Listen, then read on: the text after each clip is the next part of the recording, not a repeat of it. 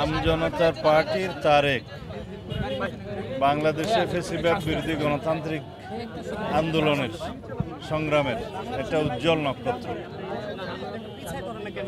অনেকেই তার সাথে যারা আন্দোলনে শরিক ছিল অনেকেই জীবন দিয়েছে, শহীদ হয়েছে, আহত হয়েছে, পঙ্গু হয়েছে, কিন্তু তারেক অনেকবার এই ফ্যাসিবাদের যাতাগুলো পিষ্ট হয়ে রিমান্ডে সীমাহীন অত্যাচারে ভুগে তার হাতে এই হ্যান্ডকাপের জায়গায় পছন্দ ধরেছিল, অপরিসীম অত্যাচারের শিকার হয়েছে, নির্যাতনের শিকার হয়েছে।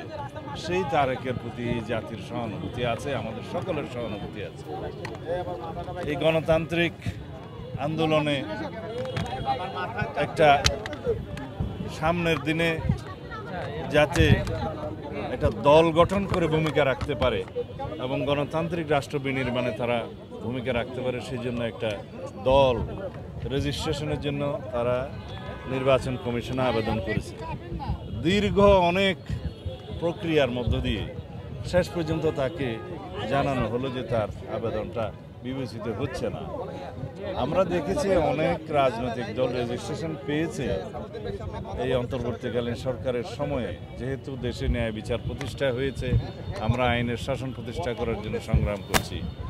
সে জায়গায় দেখেছি যারা রেজিস্ট্রেশন পেয়েছে তাদের অনেকে আদালতের মাধ্যমে পেয়েছে, অনেকে হয়তো বিভিন্নভাবে তাদের যে ইলেকশন কমিশনের চাহিদা যেগুলো পূরণ করতে হয় মাঠ পর্যায়ে, জেলা পর্যায়ে এবং জেলা পর্যায়ে অফিস, এগুলো হয়তো তদন্তের মাধ্যমে এসে তাদের এগুলো চাহিদা পূরণ হয়েছে। কিন্তু আমজনতার পার্টি যতবারই আমি তাদের সাথে কথা বলেছি তারা জানিয়েছে তাদেরকে মাঠ পর্যায়ে যথেষ্ট হয়রানি করা হচ্ছে। উপজেলা অফিসগুলো তদন্ত হচ্ছে যে স্থানীয় নির্বাচন কর্মকর্তারা জেলা পর্যায়ে, উপজেলা পর্যায়ে নির্বাচন তাদেরকে হয়রানি করেছে, হয়রানির শিকার হয়েছে।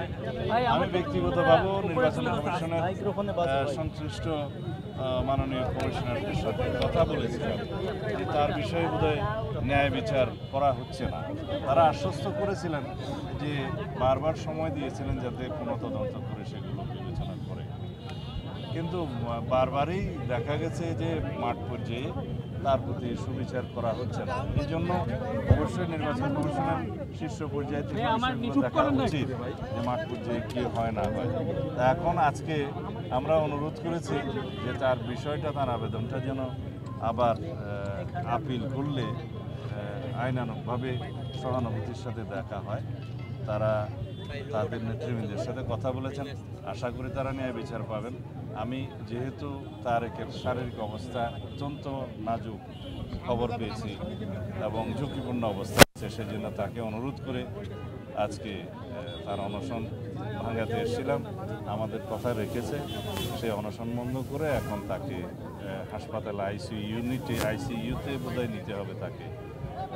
এটা কি বলে যেন নিবিড় পর্যবেক্ষণে রাখতে হবে, তার শারীরিক অবস্থা আসলে খারাপ। তো আশা করি সে সুস্থতা পাবে শিগগির এবং তার রেজিস্ট্রেশনের বিষয়টি আইনানুগভাবে যেন সহানুভূতির সাথে বিবেচনা করে সেই আবেদন আমরা রাখছি নির্বাচন কমিশনের কাছে। ধন্যবাদ। তাহলে কি এখন আদালতে যাচ্ছে তার আমজনতা পার্টির? না, আদালত